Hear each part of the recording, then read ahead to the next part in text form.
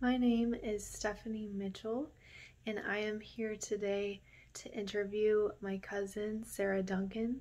She has so graciously offered to tell us her mental health journey, to tell us her story, and I'm going to let her introduce herself and tell us about why she's here.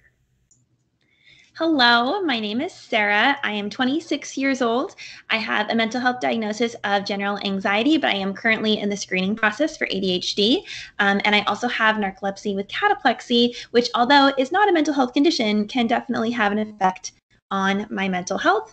And I am here because I, for a long time, thought mental health didn't apply to me. My dad was a psychologist. I thought I had it all figured out.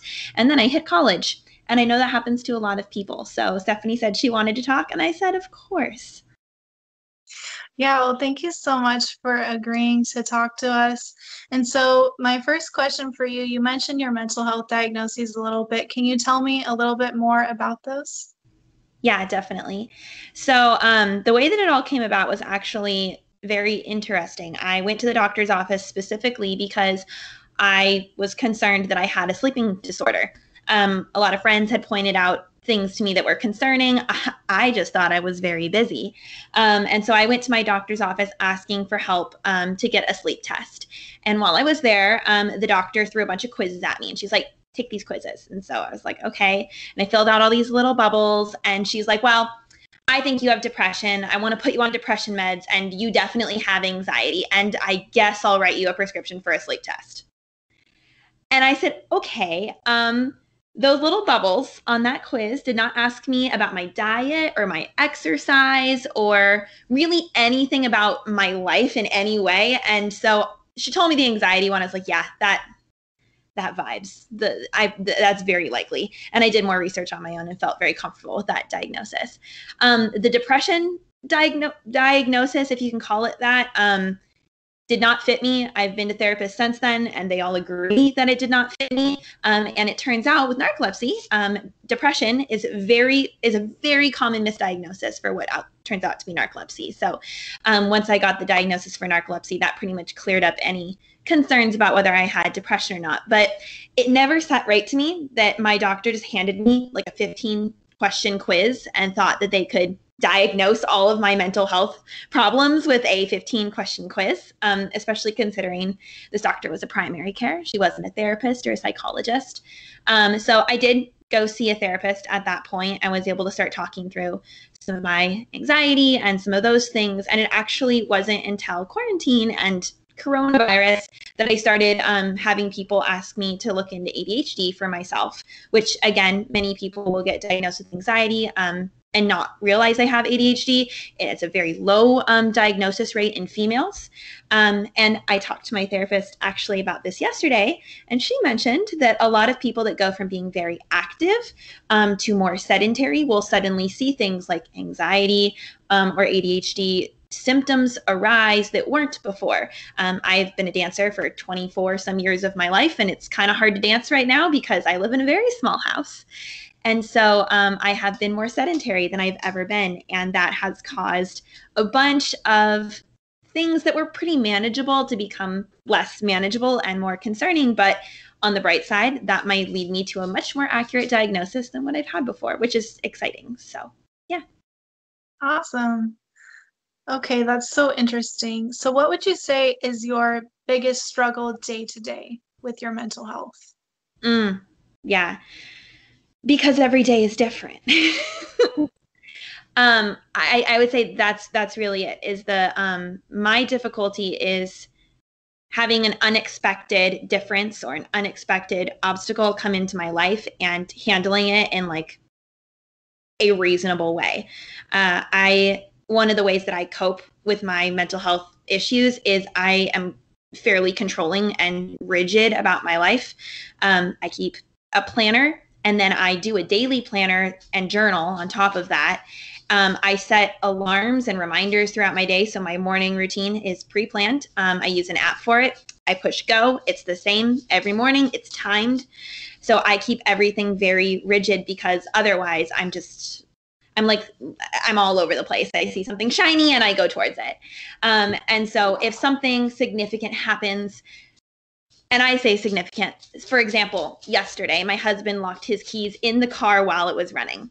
Oh no. And the other set of keys he had already forgotten at a friend's house in Dallas and was supposed to go pick up like later this weekend, when we had free time. So we could not get into the vehicle. And that meant, and my husband leaves the house at 5:00 in the morning every day for work. So nothing's open. So we had to figure out how to get the insurance on the phone at 5:00 in the morning to get somebody to then get into the car to get the keys. And the whole time it's just idling. And I spent an hour just putzing around the house being stressed about the fact that this thing was happening that I personally had no control over. And it eventually, of course, was resolved, and my husband went to work and we got the keys. And I eventually got into my routine, but yesterday was not wildly productive for me. And that's something that I'm really working on, is figuring out how to come back from things that disturb my rigidity.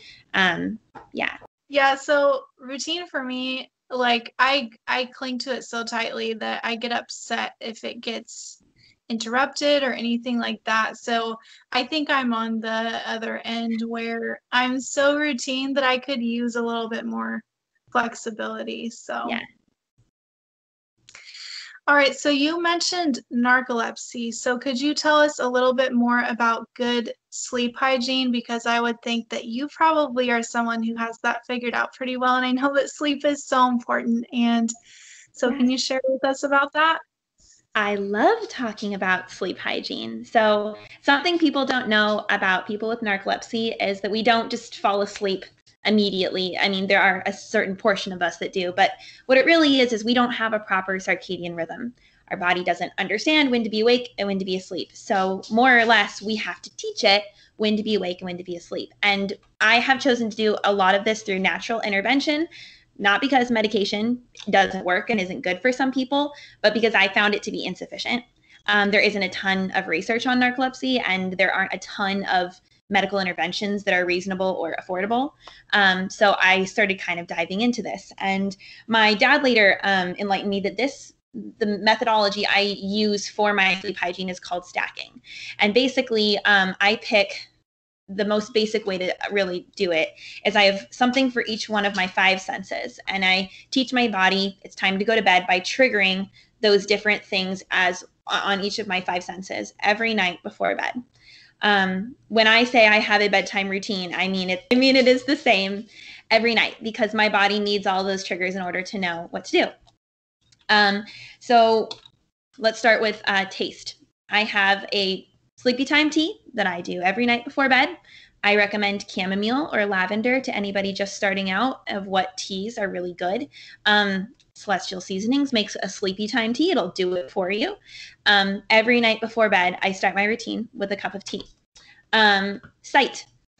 Blue light actually reduces REM cycles. And so if you're an insomniac and you've been told to turn off your computer screen, there's actually scientific evidence for that. If you are like me and you cannot turn off your computer screen, there are actually things you can do. I recommend screen glasses. I'm sure you've seen these before. You don't need to have a prescription, and you don't look like a gamer when you wear them. I have ones that make me, look like the hipster that I am on the West Coast. Those are highly effective, but also pink and red lighting in the lights in your room can be incredibly effective, even if you just put them on during your bedtime routine, and that will teach your eyes it's time to go to bed. Scent is a really big one for me. Lavender is my nighttime scent. I put it on my wrists and the back of my neck and the bottoms of my feet every night before bed. And when I smell lavender, I am sleepy. And because I also put it in my tea, I have that secondary effect of tasting it and smelling it. I can't just have normal lavender things anymore because it does make me tired, but it was a very small sacrifice to make considering I get to smell it every night. I think that touch is actually the most important of all of these. The optimal sleeping temperature for your house is 68 degrees. So I recommend setting your nighttime temperature to 68 and keeping the blankets on your bed heavy enough that you get that, like comforting sensation, but, light enough that you're not sweating it out at the end of the night.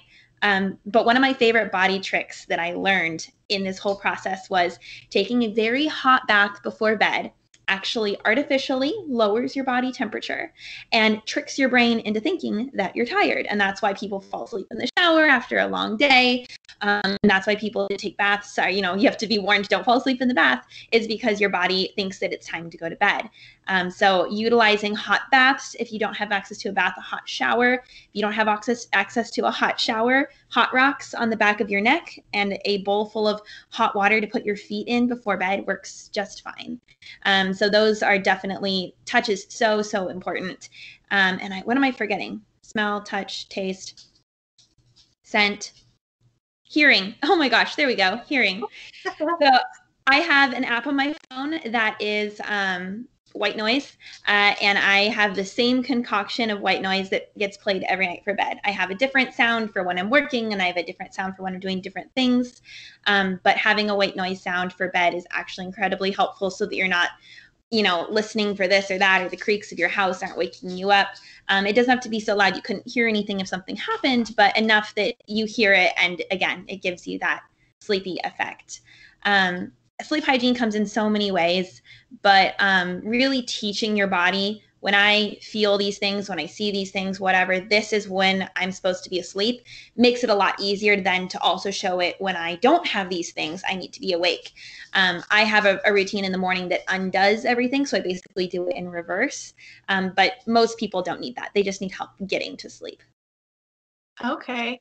Those are some great tips. That white noise thing, I always have a fan on at night, or like an app that makes the fan noise. I've done that for years. I can't really sleep that well without it. So yes, because your body's trained for it.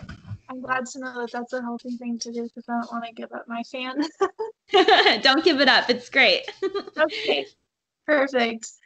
Okay, so what is one thing that helps you to be a less anxious person? Yeah. Tea. It sounds silly, but tea. And I tell this to people all the time. Tea is it's different from coffee. It still has caffeine in it, but it actually activates, it stimulates your body in a different way. It has different chemical compounds. And I highly recommend, for anyone who hasn't tried them, meditation teas. Meditation teas are made to be incredibly fragrant. So when you drink a meditation tea, you're supposed to really not do anything else, maybe play some music, but you're supposed to sit and sip it. And this kind of goes back to a panic attack technique, a grounding technique, where you're supposed to, name something you can see and taste and touch. And having a meditation tea is a great way to kind of experience that on just a smaller, more everyday level, where you can sit there and think about, what are all the herbs I'm smelling? What am I tasting? And then really experience that moment. And that really helps your body to slow down and live in the moment and feel a little bit more realistic about the situation, and realize that the thing with your husband's car is not going to be something you remember in 5 years. And if you're not going to remember it in 5 years, it's probably not worth worrying about now. So That's great advice. Yeah. This week it's been kind of rough. I've had some panic attacks, and my anxiety has been really bad for some reason. yeah. And so I'm glad to know about the tea. So is that like a certain brand, or is it just it's called meditation tea? You can Google meditation teas for sure, and they'll come up. But there are also just brands that are particularly good at it. Celestial Seasonings is the first one that comes to mind. But like peppermint tea is a really good one. Any kind of orange tea is going to be highly fragrant. So peach teas are really fragrant. Most citrus teas are fragrant. And anything that's applied to essential oils will usually also kind of be applied to the properties of teas. Obviously, essential oils are a lot more potent, but it's the same idea. Citrus is refreshing, peppermint is stimulating, lavender is soothing and, calming. And so you can kind of apply anything you see on any of their websites to any teas that you're looking for if you have trouble finding those resources. I do use some essential oils. I know a lot of people say that they don't do anything. I do have a biology degree. I don't use it much, but I can say there is good science, basically, that at potent enough quantities when you're using an essential oil, if you're using it like in a medicinal way, like as in you're sitting there and just breathing it in for a long amount of time, you're simulating what we do with like pharmaceuticals. Basically, it's taking something and distilling it down so much that you're just getting like the pure chemical compound of it. It's not as heavy as any pharmaceutical, which is, manufacturing those chemicals, but it is taking chemicals that exist in nature and making them very concentrated and very potent. And they're not going to change your life. They're not going to get rid of your depression, but they're a great meditation technique. So. What about a diffuser? Because I use an essential oil diffuser sometimes, like with citrus. Does that do anything? Yeah. I mean, I use my scent triggers, and citrus is considered an awakening scent. It helps stimulate your body and make you feel awake and engaged and energetic. I use it. I often put oils like on the back of my neck, or if I'm cleaning the house, I'll put an oil out. If nothing else, it makes my house smell fabulous, and it makes me excited because then I don't have to smell all the dust as I'm dusting the house. But yeah, I think orange is a great scent. I used up my orange and my lemon, I think, faster than anything else in my kit. My lavender, I guess, also goes pretty quickly. Frankincense has become a new favorite of mine. I find it incredibly calming. If I'm having a very stressful day and I have to leave the house, especially with the pandemic, I'll put just like a single drop on the inside of the like bridge of the nose on my mask, and that'll last a really long time. And I find that to be very, very relaxing as I have to leave the house, and kind of just, to me, it's a homey scent. It reminds me of being at home. And frankincense has been used for absolutely thousands of years as a calming. There's even religions that use it as incense. And so there are some things that, yes, it's nice to know the science and look it up, but there's also just it's been used for thousands of years for this purpose. And we have thousands of years of record of it working for people. And, it's, again, not going to cure your depression or your anxiety, but it's a very helpful tool to have in your toolbox. Yeah, because I know that a lot of people will say that it's like this miracle thing or whatever, and it's like, well, maybe not, but it's maybe has some helpful stuff. So that's really good to know. Yeah. Can you tell me about a time that you felt really depressed and how you overcame that? The first thing that comes to mind was at the beginning of the pandemic. I think we were all feeling incredibly uncertain and stressed out. And I was not working for a while, and I had actually kind of been looking forward to that. It was like, everybody else is furloughed. I want to be furloughed. I have money. I'll be okay for a minute, a couple of weeks. And unfortunately, I had like 3 days of feeling good. And then I just started to get so worried about my family and my friends and people getting sick and dying. And it all started to spiral. And I relied on my husband a lot during that time. It is incredibly important to have a person, if you can, in your life that you have told what you need. I think that's the most important thing that often gets forgotten, because when you get depressed, the people around you want to help you. And everybody needs something different in that time. Some people need space. Some people want you to just kind of be close to them, but leave them alone. Some people want like everybody has a different thing. And your caretakers, they need you to tell them what you want. And if you're in that moment and you don't know what you want, it can be something as simple as, oh, I'd like some tea, or could you bring me a blanket? And it sounds like a small thing, but to your caretakers who are trying to figure out how to positively interact with you, that encourages them to continue interacting with you. And you probably need that during your time of need.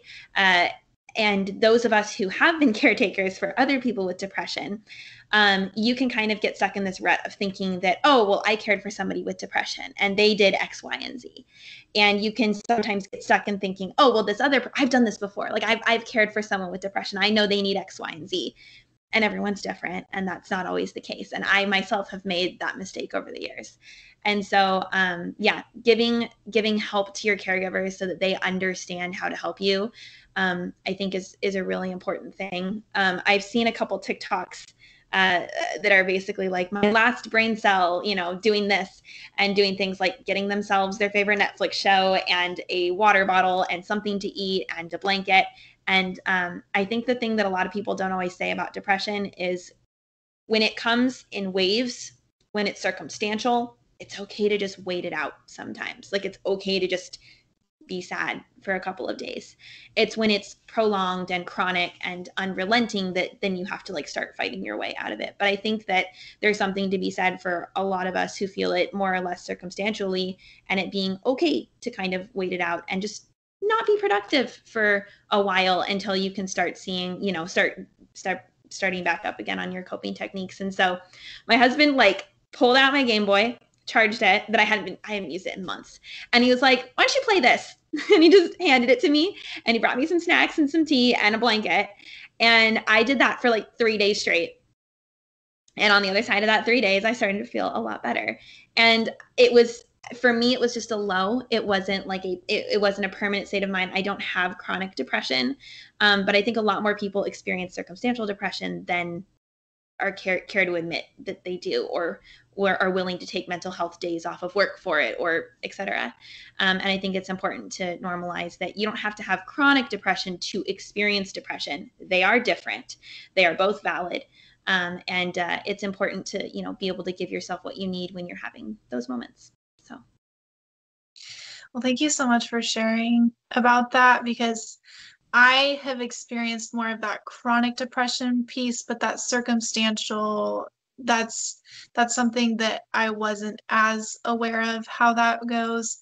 So I think it's so hard with our society that we live in, that it's like you've got to be productive all the time, or else there's like this guilt trip that happens, or we do it to ourselves, or it's just, I don't know, what we grew up with or something. But you're so right. It's so good to just take a beat, step back, and just like relax and take care of yourself, because if you don't take care of yourself, you can't function. Right. Absolutely.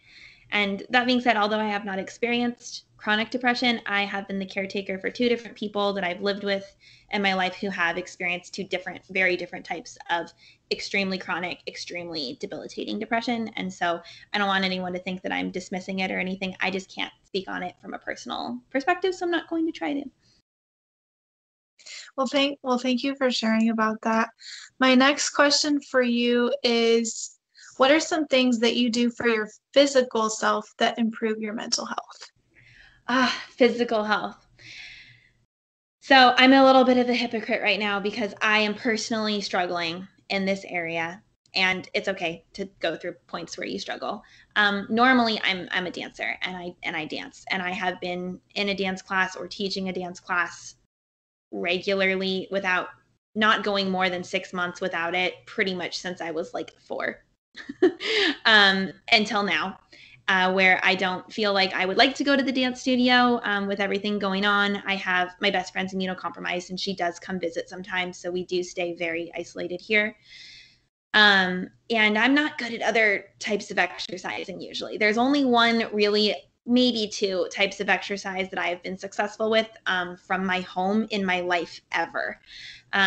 The main one is biking. I have been able to bike since I was a kid, and so I confiscated my car this month. When my husband and I go places together, we take the car, which is maybe once or twice a week. We go down the road and get food from the outdoor food carts. But pretty much other than that, I have been on my bike, and I won't work out all week, and then I'll do 10 miles in one day on my bike. And then I will not work out for another week, and then I'll go, well, I really need to go to the post office, and I will do another 10 miles on my bike. And this has been an ongoing trend, and what I can say is it's better than nothing. And I am working on getting better. I actually was talking to Stephanie today about how working out in the mornings has not been great for me. My routine is really happy without it. So I'm going to try to start introducing it into the evenings before bed. When I was a kid, I would always go to dance class in the evenings. It was never a morning thing. So I've always struggled with morning workouts because I just never learned them as a kid. And so I'm going to start trying to do, I do stretches, and I do a little bit of yoga that I learned in college. Very simple, very straightforward. And doing that is meditative for me, is nice, helps me get in touch with my body and kind of get the wiggles out. So I'm gonna try introducing that to my nighttime routine. But on one other note, the other thing that I have found helpful that is new to me, and I'm sure other people can relate, is there are some video games that are that are a little bit strenuous. We're lucky enough to have a VR headset in my house, and we have a game called Beat Saber, and I play that sometimes. And it might sound silly, but I get a workout, so it works out. So that's the other thing. Yeah, we have Beat Saber also, and yes, it's very active. I love that game. It's a legitimate workout. It's a lot of fun. So what helps you to thrive despite the challenges that you face? Like, what are the things that help you to really live your life like your best life? Yeah. The journal that I keep, I have kept for many years. I have a bunch of them on this shelf that are evidence of the years I've been doing it, for 1, 2, 3, and then 4. And then this one's for next year. I already have it. And it's through a company called Passion Planner. I'm not sponsored by them or anything. I found them my senior year of college. And they were founded by a girl who was about my age, and she had gone through school and got out and was like, now what? Like what now? All of my goals in life have basically accumulated up to this moment of graduating college, and now what do I do? And so she did some soul searching and basically ended up starting this company. And the planners are meant to help you set and actively work towards realizing your goals. So every 6 months they have you sit down, and it's basically like a web, and you sit down and you do, what do I want to have accomplished in 3 months, a year, 3 years, and by the end of my life. And every 6 months you reevaluate those things. And when you set those goals, you go through and say, okay, if I want to, for me this month, I was like, I just really want to get my anxiety down at the beginning of the 6 months. And so I put in tangible goals of things I could do to get my anxiety down. I don't want to drink caffeine until afternoon. I only want one sugary snack a day, because those are two things that really do affect my narcolepsy and my anxiety. Those two go together. And there was a lot of things. I wanted to establish a morning routine and a nighttime routine. The one I've struggled with the most is exercising. But they were all very like tangible goals. And I was going through yesterday and looking, and I've checked off every single one of those like 15 small steps to reducing my anxiety, except for the exercise.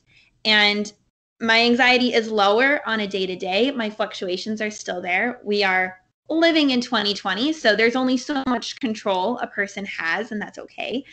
But overall, I've done all of the things that I needed to do to at least stabilize my life in a way that I'm not stressed about the mess in my house anymore, which was something that was a real struggle for me. And so getting cleanliness under control was important. But there's also really long-term goals on there.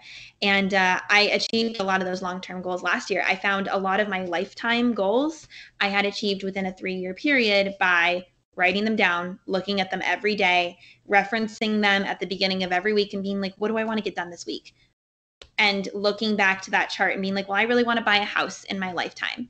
And so I put down all the steps I needed to do to buy a house and just slowly worked through every one. And I own my house.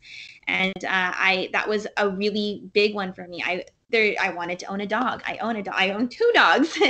And so I think that there is so much to be said for writing down what you want and then breaking it down into little pieces that are really easy to do. Like, call the real estate agent.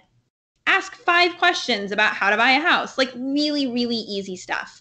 And if you don't have the money in your bank yet, then go make that a goal. I want to have $10,000 in my bank account, and sit down and do the math. How much do I have to save for 2 years to get $10,000 in my bank account? And then work on it, like actually actively hold yourself accountable to working on it. And I have recommended that to so many people. I have probably 10 or 15 people in my life that have gone out and bought these planners because people always make fun of me for basically being a representative for them because I love them so much. But they're also a great company. Like, they give back to the community and they donate to causes and stuff. So, but yeah, highly recommend figuring out a way to set tangible and achievable goals for yourself. It's really important. I love how you broke that down for us, because years ago I got some advice to write down like a dream list. And it's so true that the things that I wrote down, like, I will update the list every so often. And I've gone back and looked at these lists, and a lot of the things I'm able to check them off. And I think that the fact that I wrote them down, they were in my head and I was doing things to accomplish them. And it's really surprising to me. And so that's some really good advice about how to add like those tangible steps to go through everything and the goals to accomplish your bigger goals. Because I think that would help me to accomplish even more things on my dream list. So yes, thanks. absolutely. And they have free PDFs on that site. So if anybody just wants to try it on their own, I can send you the link if you want to put it in the description, because you can do it for free. So yeah.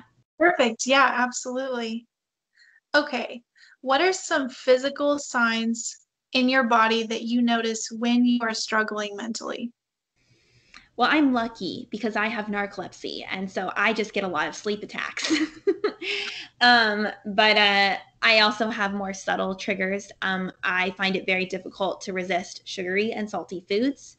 I am such a food junkie. That is always my weakness. It's always the first thing. When I'm doing well, I eat really good. I mean, I'm basically a pescatarian. I don't really eat meat. I have really balanced meals. I follow a bunch of nutritionists. I'm all about like good, healthy eating.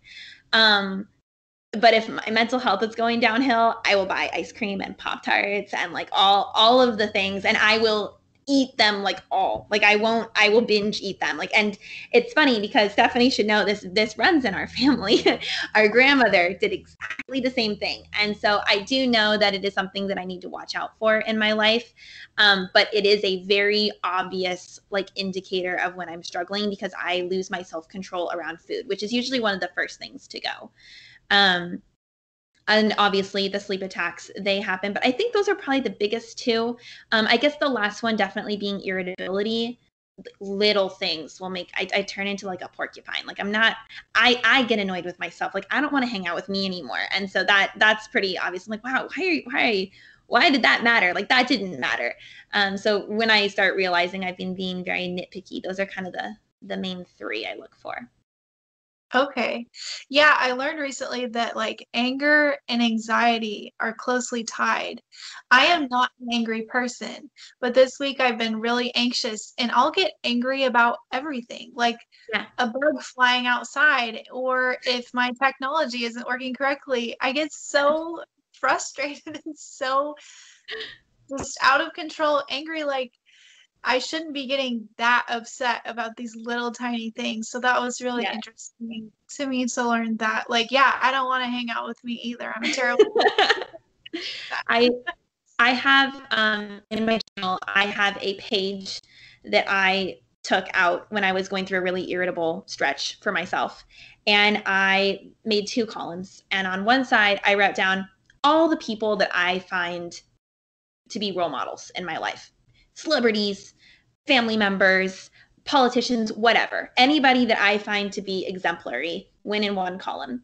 And in the next column, I just wrote all of the words I associated with those people. Powerful, passionate, successful, I suppose, but I try not to use successful because it's not very definable. So like outspoken, confident, all of those sorts of things.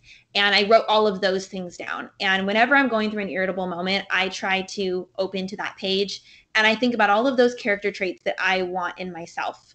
And if I'm not showing those character traits, then I need to get it together. And I usually find that inspiring enough that I can go back and scroll through that person's Twitter or look through their YouTube videos and remind myself of the kind of person I want to be and the person I want to show the rest of the world. And that helps out a lot. It really helps me dial it back. So good. And I'm glad you told me about that emotional eating runs in our family because I actually didn't know that. But if I think about it, when I get probably less careful about what I eat, so I'll definitely be on the lookout for that a little bit more now that I know. So yes, our grandmother was a bit notorious for waking up in the middle of the night and eating like an entire loaf of bread or an entire carton of ice cream. And she was never given tools to deal with her mental health. And it's interesting because that's also the side of the family that my narcolepsy comes from. And we'll never know if she full-blown experienced narcolepsy or she just had some sleep issues. But especially later in life, we used to joke she was basically nocturnal. She was almost always just awake for hours in the middle of the night. And she would eat a lot during those time frames. And I wake up at 2 a.m. and I will be so hungry. And I know from good sleep hygiene practices that the last thing you want to do when you wake up in the middle of the night is reward your body with food, because it's telling your body that if you wake up, you're going to give it a reward. And not to say that food is a reward, but it gives you a serotonin release, and you don't want to give your body that serotonin release at 2 o'clock in the morning when you'd rather be asleep. And so I will get up and give myself more sleepy time tea. Or drink a glass of water, because water will dilute your stomach acid and will dissipate that feeling of hunger, and that's important. And I'll read something very boring until I get sleepy, and then I go back to bed. But when I am weak and not doing well, I'll get up and have a Pop-Tart or whatever. Pop-Tarts are totally my weakness. I try not to keep them in the house anymore. So I guess a handful of chocolate chips, because I always have chocolate chips, because I can always fill a small bowl of chocolate chips and be okay with that much.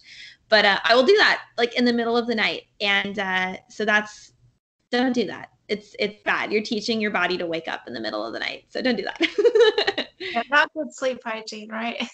Bad sleep hygiene. Very bad sleep hygiene. Okay, so one last question that I want to close with. What is the thing that you want people to take away from this interview?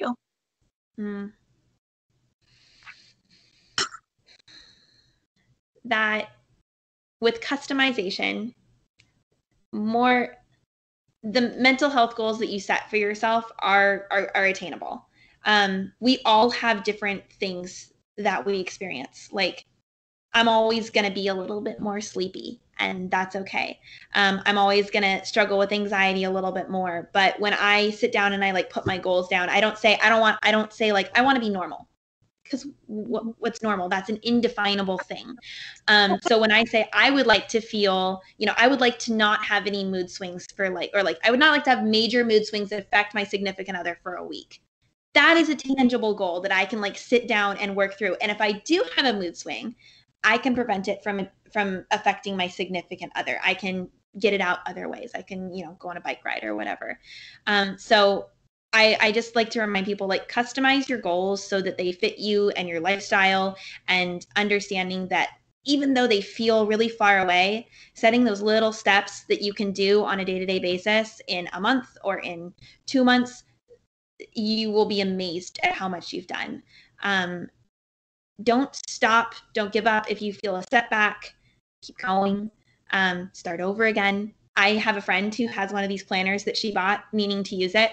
And I went over to her house and she's like, I haven't done it once. And I was like, oh, so it's all these pages are blank. And she was like, yeah. And I was like, okay, this is me. And I hit her over the head with it gently.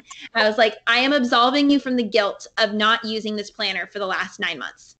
Because I know her, and I know that she was sitting there feeling bad that she hadn't used it, so she wasn't going to start using it. Don't shoot yourself in the kneecaps for no reason. There is no rule that says that you can't start a project, that you'd been putting off for months. Sure, you wanted to start it in July, but you know what? November looks good too. And I think that that's a really important thing, is to not create extra rules for yourself that don't exist. Whether that be with your career or with school or with your goal setting.